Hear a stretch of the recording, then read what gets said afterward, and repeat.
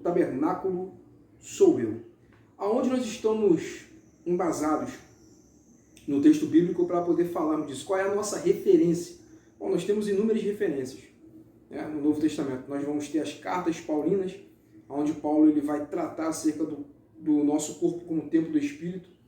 Mas eu quero usar um texto que pela primeira vez no Novo Testamento nós vamos ouvir a ideia ou o conceito da boca do próprio Senhor, tendo o nosso corpo como templo, como tabernáculo, como santuário do Deus vivo. Esse texto está localizado no Evangelho de Jesus Cristo, segundo escreveu o apóstolo João, no seu capítulo 2, versículo 19 ao versículo 22. Exatamente no momento onde Jesus ele vai expulsar os vendedores do templo, os cambistas, né, toda aquela banca de comércio que ficava localizada no átrio externo, ou átrios dos gentios, né, no templo de Herodes.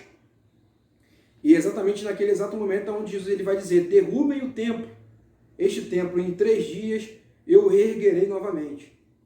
E aí alguns que estavam ali presentes no momento olharam para Jesus dizendo: poxa, isso é loucura o que ele está dizendo. E esse templo levou 46 anos para ser erguido, estava em construção, vou botar aqui uma observação, ainda não estava pronto, 46 anos para ser erguido, e ele está dizendo que vai erguer esse templo em 3 dias. Né? Aí João ele vai descrever, vai dizer assim: olha, isso ele não falava acerca do templo de Herodes, ele falava acerca do seu corpo como templo. E os discípulos acreditaram no que ele disse depois que viram, né, depois da sua ressurreição, morte e ressurreição. Então os discípulos acreditaram e lembraram do que Jesus havia falado na primeira purificação do templo, apontando para o seu corpo como templo. Ou seja, enquanto eles estavam entendendo dentro de uma realidade totalmente oposta daquilo que Jesus estava falando, enquanto Jesus estava tratando do templo, corpo, eles estavam pensando que Jesus estava falando do templo, pedra. Né? Então observa, esse é o conceito que nós vamos trabalhar aqui dentro dessa temática. Qual era a significância, o significado do templo dentro da religião judaica? O templo, tá? O ponto mais importante do templo aqui era porque a presença de Deus se manifestava no templo. Você lembra quando Daniel está no cativeiro babilônico? Todas as vezes Daniel ia orar no seu quarto. Você lembra que Daniel ele abria a janela do seu quarto que apontava na direção de Jerusalém. Daniel, toda vez que ele orava e ele direcionava as suas orações para onde? Para Jerusalém, usando a janela do seu quarto que dava na direção de Jerusalém. Por quê? Porque dentro da religião judaica, naquela época, se entendia que a presença de Deus se manifestava ou estava onde? No templo em Jerusalém. Mais precisamente aonde? No lugar santíssimo, ou seja, na câmara mais interna do santuário. Quando eu falo de templo, eu falo de presença de Deus dentro do templo, eu falo de um lugar de adoração, de um lugar de prestação de culto a Deus, de sacrifício.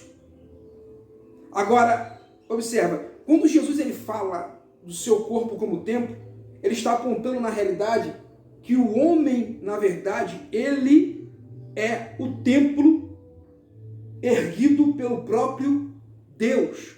Você lembra do discurso de Estevão? Lá em Atos dos Apóstolos, quando Estevão ele é martirizado. Lembra que entre as linhas do discurso de Estevão ele vai dizer algo, ele vai dizer assim: porque está escrito que Deus nunca habitou em templo, ou Deus não habita em templos construídos por mãos humanas. Aí Jesus aqui em João ele vai dizer que destrua o templo, em 3 dias eu erguerei, falando do seu próprio corpo. Aí você pode dizer para mim assim: não, presbítero, o homem na verdade ele foi posto agora como templo. Ou seja, ele foi adaptado para ser templo. Não, negativo. Eu quero fazer com que você entenda isso. O homem, na verdade, ele sempre foi, ele foi preparado. Ele foi, na verdade, idealizado por Deus para ser morada do Espírito nesta terra. O templo, sim, é que foi uma adaptação.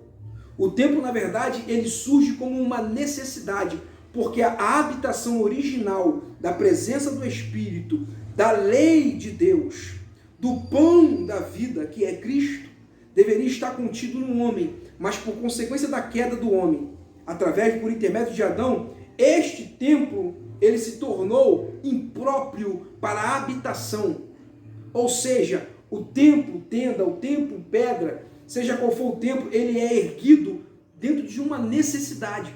Porque o templo original estava danificado. Ele é reconstruído por intermédio do sacrifício de Jesus na cruz. Olha para Mateus capítulo 24, faltando aí algumas semanas para o martírio de Jesus na cruz, para a sua morte na cruz, sua morte vicária. Quando Jesus está à discussão no templo, quando ele sai do templo, os discípulos olham para ele e falam: Senhor, o Senhor tem visto o templo?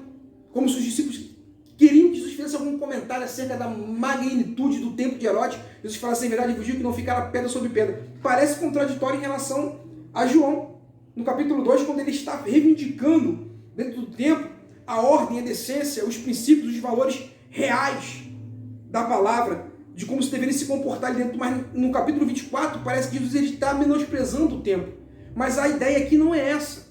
A ideia, na realidade, o conceito que Jesus está tratando ali é que o período daquele templo de pedra, ele estava contado. Porque o que estava lá dentro, na verdade, passaria agora a estar dentro do homem.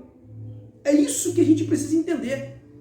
No livro do profeta Ezequiel, eu não me lembro agora do capítulo e o versículo, e Jeremias também, se não me falha a memória, Deus vai tratar acerca de uma profecia, de uma revelação que ele vai dizer assim: olha, farei convosco um novo concerto. E nesse concerto Deus diz: tirarei o coração de pedra e colocarei um coração de carne.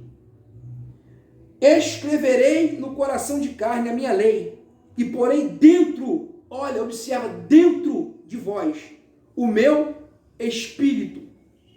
Veja que Deus está fazendo uma referência da lei que está escrita em tábuas. A lei não foi escrita, não deveria estar escrita em tábuas de pedra. Era provisório. Ela deveria estar escrita no coração do homem.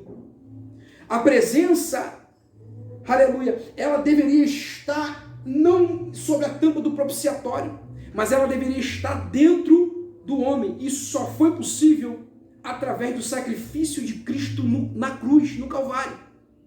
Ou seja, remindo o homem dos seus pecados. É o processo de reconstrução do templo, que somos nós. Meu amado, somos nós. Ou seja, tudo que estava dentro da Arca da Aliança, agora no novo conceito, passa a habitar dentro de você, que recebeu a Cristo na sua vida, que acredita, que crê na sua morte vicária, na sua remissão, através do sangue derramado de Jesus Cristo na cruz. Tudo que estava contido dentro da Arca da Aliança passa a estar contido agora em nós. A lei, o pão da vida, João capítulo 6, Jesus disse: vossos pais comeram maná no deserto e morreram. Eu sou o pão vivo que desce do céu, todo aquele que come da minha carne e bebe do meu sangue permanecerá para sempre. Ou seja, há uma promessa de vida eterna. Então, observa, tudo que estava lá está agora aí. Ô presbítero Alexandre, então você está querendo dizer o que para mim? Você está quebrando o princípio de que eu devo estar no templo? E aí, escuta, não leve por esse lado. A ideia aqui que nós estamos trabalhando é que eu, na verdade, você, na verdade, fomos feitos para que o Espírito, a presença de Deus, a palavra, o pão da vida que é Cristo, esteja em nós. O fato de nós nos congregarmos no templo, espaço, pedra, é um lugar onde nós nos reunimos para congregarmos, para adorarmos, para louvarmos a Deus, para estarmos ali congregando entre irmãos, debaixo de uma hierarquia levantada pelo próprio Senhor Jesus. Mas eu preciso entender que eu sou templo, que eu sou morada, que eu sou habitação. Isso é muito significativo, isso é muito importante entender. Saber que existe uma responsabilidade muito grande sobre nós, de carregarmos essa presença. É o que Paulo diz: este tesouro escondido em vasos de barro, para que a excelência da glória seja de Deus e não nossa. Somos apenas receptáculos, aonde a presença habita, aonde o pão da vida foi depositado, aonde a lei de Deus foi depositada. Entenda isso, meu amado. Isso é de extrema importância. Então é isso que Jesus está dizendo aqui. Isso é evangelho. Mateus 24, quando ele diz, não ficará pedra sobre pedra. Por quê? Porque não é em paredes de pedra que o Espírito deve habitar. É em mim, é em você. Esta palavra, ela não foi feita para ser carregada especificamente nas minhas mãos ou debaixo do meu braço, ou ficar enfeitando estante, ou uma livraria, uma escrivania. Ela foi feita para estar aqui, ó, dentro de nós, posta em prática na nossa vida diária. Somos templo e devemos ser referência para aqueles que nos cercam. Levar a presença, levar a palavra, sermos cartas lidas pelos homens. Esse é o intuito, essa é a ideia. Isso é evangelho.